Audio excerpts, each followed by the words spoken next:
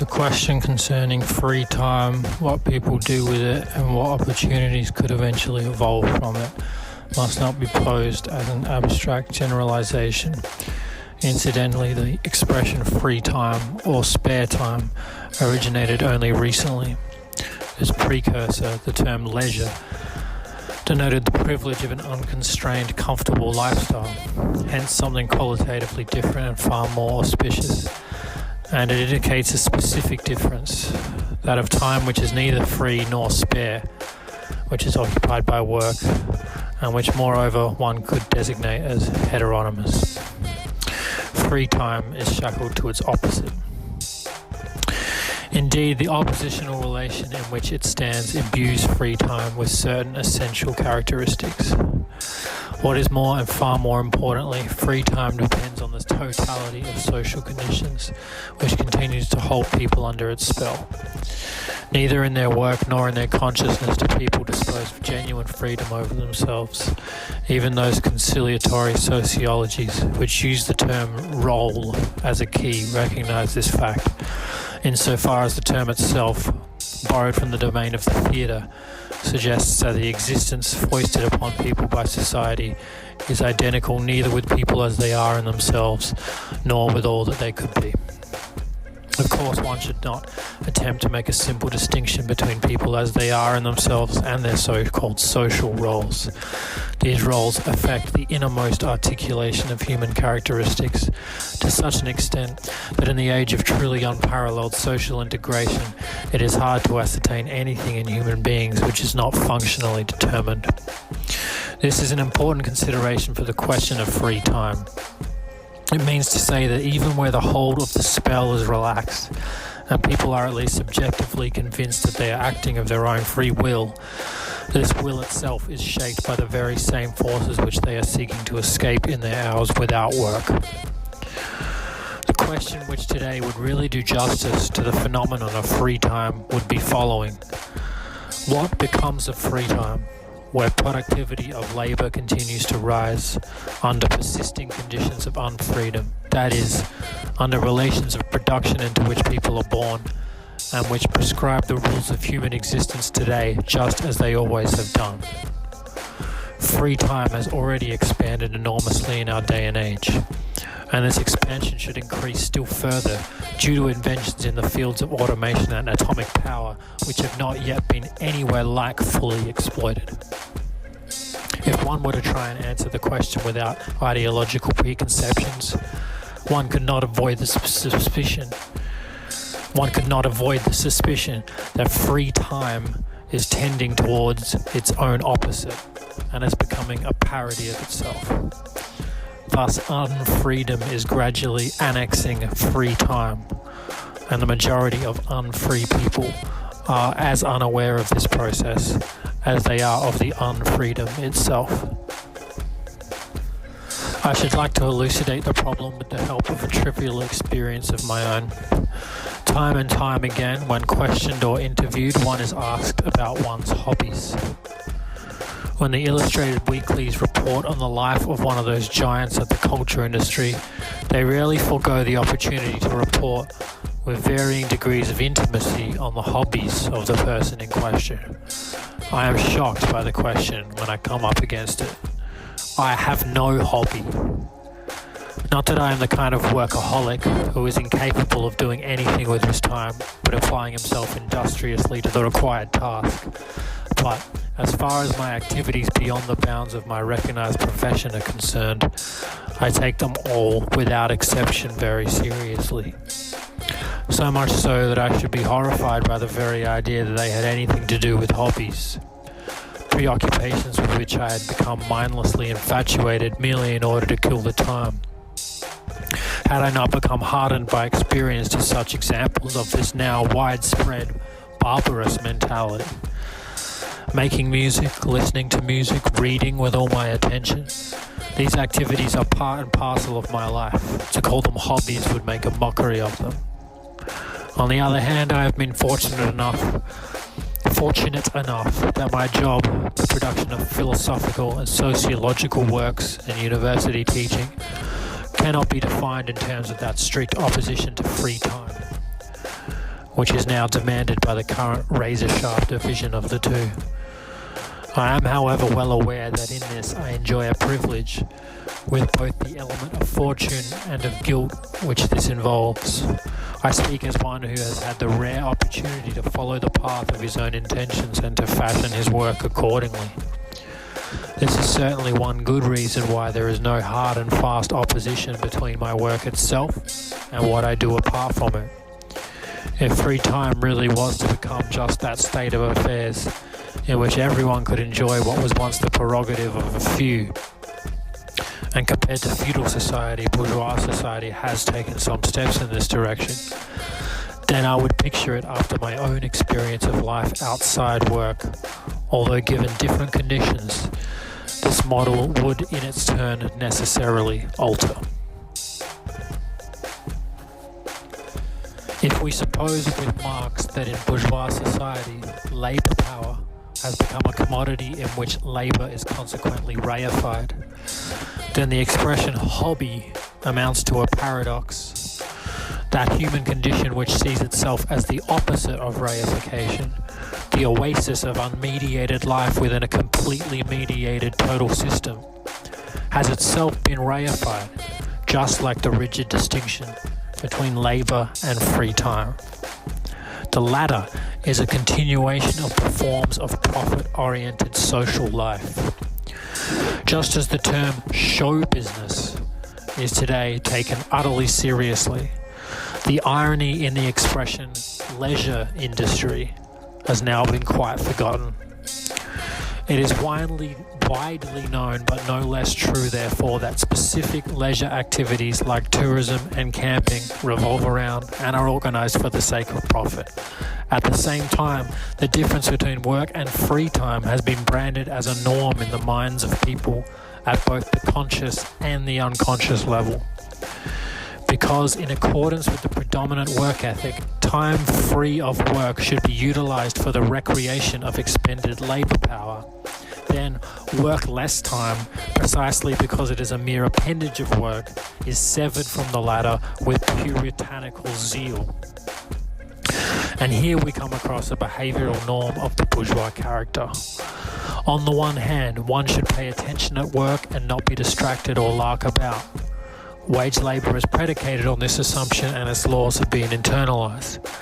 On the other hand, free time must not resemble work in any way whatsoever, in order, presumably, that one can work all the more effectively afterwards.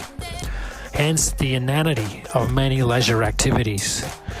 And yet, in secret as it were, the contraband of modes of behaviour proper to the domain of work, which will not let people out of its power, is being smuggled into the realm of free time. In earlier times, children were allotted marks for attentiveness in their school reports. This had its corollary in the subjective, perhaps even well-meaning worries of adults that the children should not overstrain themselves in their free time, not read too much and not stay awake too late in the evening. Secretly, parents sensed a certain unruliness of mind, which was incompatible with the efficient division of human life. Besides, the prevalent ethos is suspicious of anything which is miscellaneous or heterogeneous, of anything which has not clearly and unambiguously been assigned to its place. The rigorous bifurcation of life enjoins the same reification, which has now almost completely subjugated free time. This subjugation can be clearly seen at work in the hobby ideology. The naturalness of the question of what hobby you have harbors the assumption that you must have one, or better still, that you should have a range of different hobbies, in accordance with what the leisure industry can supply. Organized freedom is compulsory. Woe betide you if you have no hobby, no pastime. Then you are a swot, or an old-timer, an eccentric, and you will fall prey to ridicule in a society which foists upon you what your free time should be. Such compulsion is by no means merely external in character. It is linked to the inner needs of people in the functional system. Camping, an activity so popular amongst the old youth movements, was a protest against the tedium and convention of bourgeois life. People had to get out, in both senses of the phrase. Sleeping out beneath the stars meant that one had escaped from the house and from the family. After the youth movements had died out, this need was then harnessed and institutionalized by the camping industry. The industry alone could not have forced people to purchase its tents and dormobiles, plus huge quantities of extra equipment, if there had not already been some longing in people themselves. But their own need for freedom gets functionalized, extended, and reproduced by business.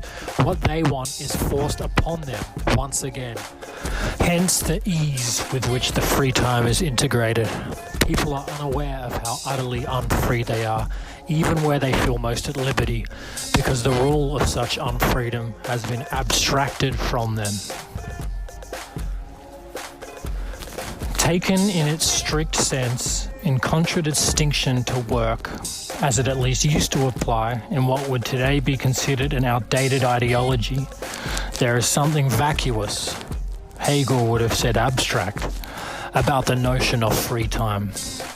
An archetypal instance is the behavior of those who grill themselves brown in the sun merely for the sake of a suntan. Although dozing in the blazing sunshine is not at all enjoyable, might very possibly be physically unpleasant,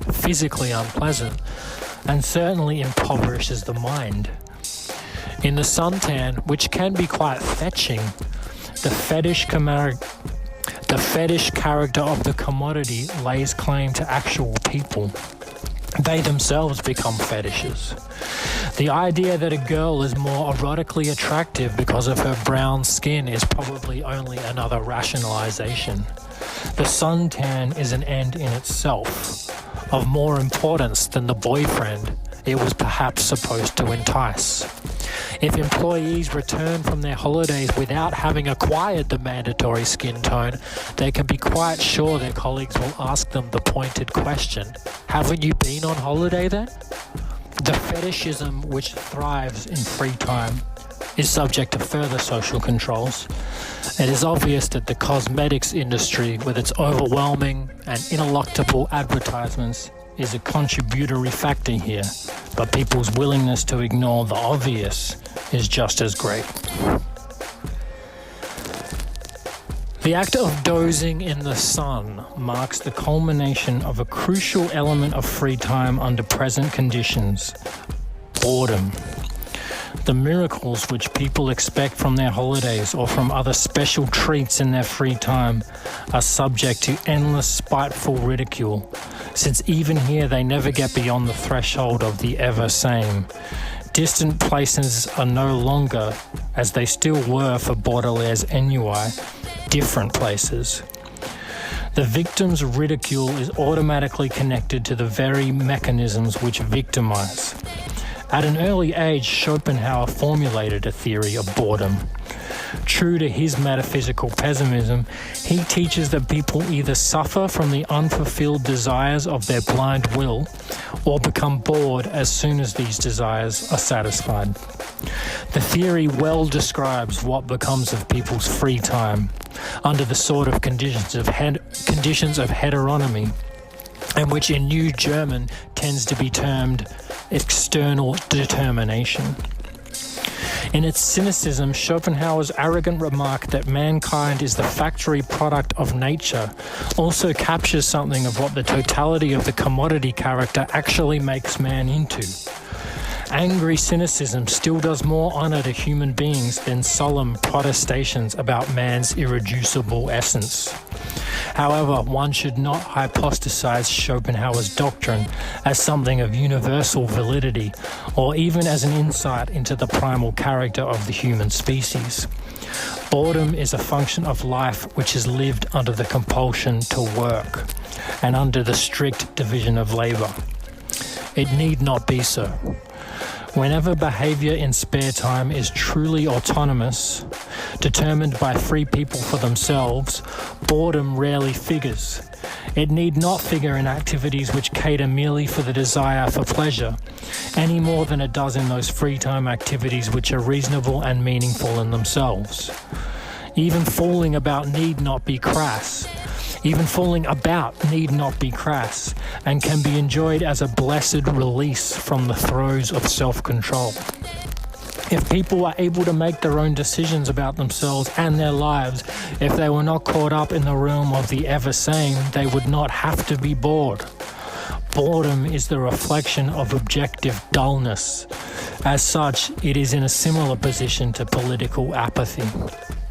The most compelling reason for apathy is the by no means unjustified feeling of the masses that political participation within the sphere society grants them, and this holds true for all political systems in the world today, can alter their actual existence only minimally. Failing to discern the relevance of politics to their own interests, they retreat from all political activity.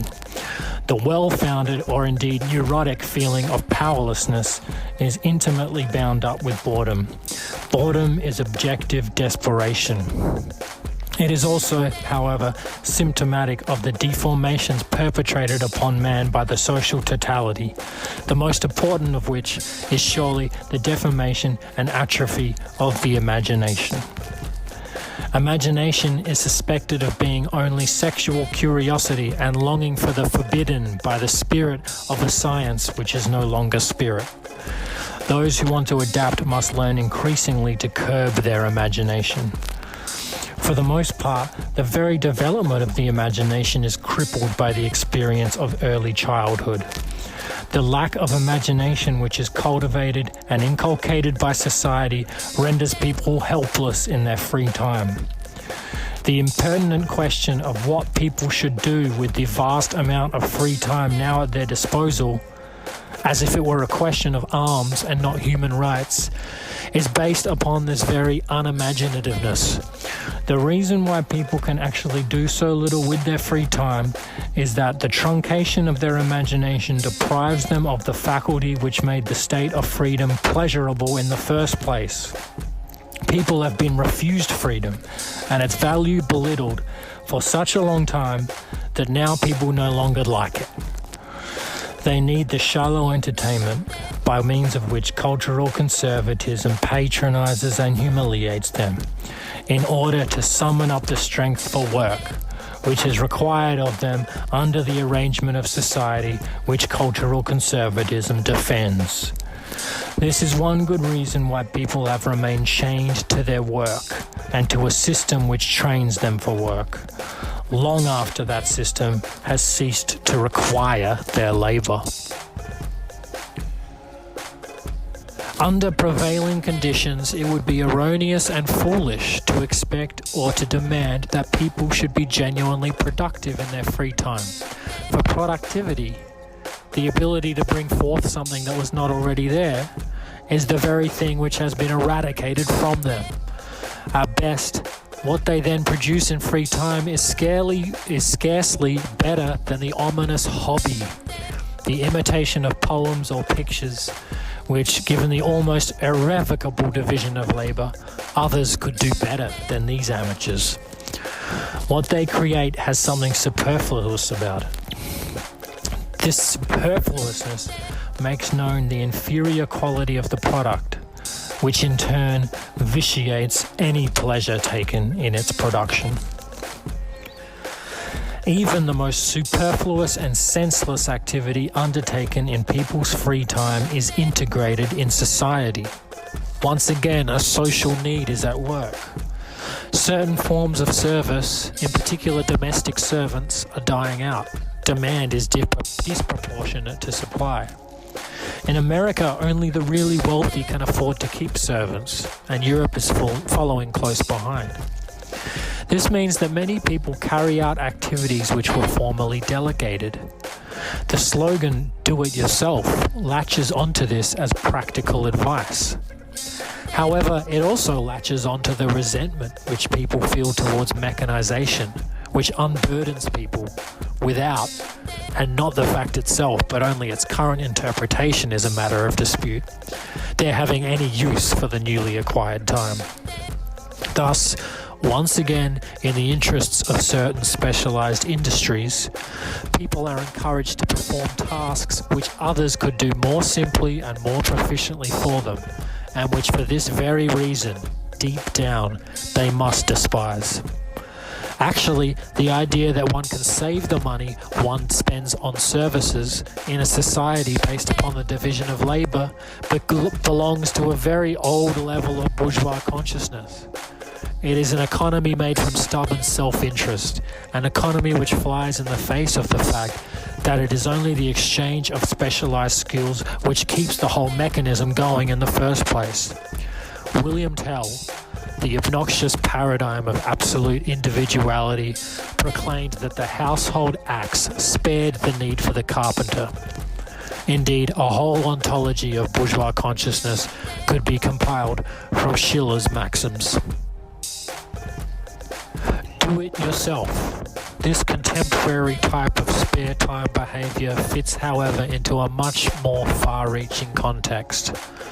More than 30 years ago, I described such behavior as pseudo-activity. Since then, pseudo-activity has spread alarmingly, even and especially amongst those people who regard themselves as anti-establishment. Generally speaking, there is good reason to assume that all forms of pseudo-activity contain a pent-up need to change the petrified relations of society. Pseudo-activity is misguided spontaneity.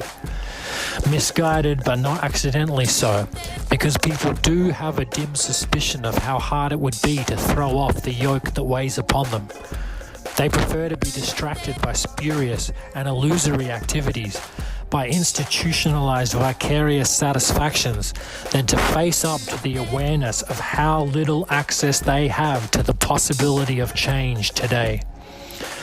Pseudo-activities are fictions and parodies of the same productivity which society on the one hand incessantly calls for, but on the other holds in check, and as far as the individual is concerned, does not really desire at all.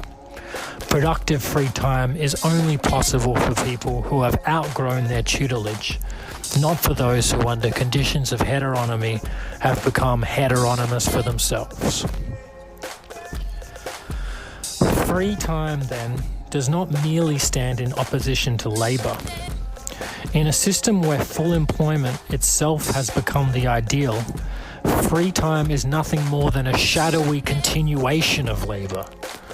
As yet, we still lack an incisive sociology of sport, and particularly of the spectator.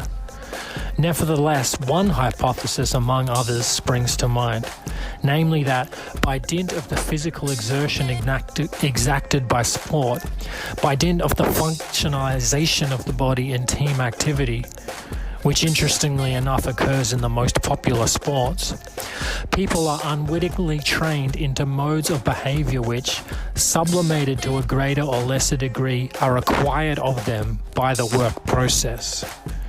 The accepted reason for playing sport is that it makes believe that fitness itself is the sole independent end of sport, whereas fitness for work is certainly one of the covert ends of sport.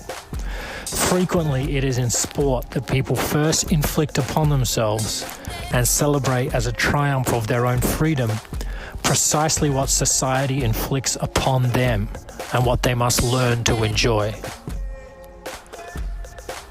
Let me say a little more on the relation of free time and the culture industry. Since Horkheimer and I coined the term more than 30 years ago, so much has been written about this means of domination and integration that I should like to pick out a particular problem which at the time we were not able to gain a proper perspective on. The ideology critic dealing with the culture industry and working on the premise that the standards of the culture industry are the ossified standards of what was formerly entertainment and low art has the tendency to believe that the culture industry totally and utterly dominates and controls both the conscious and the unconscious of those people at whom it is directed, the same people out of whose taste, during the liberal era, the culture industry grew.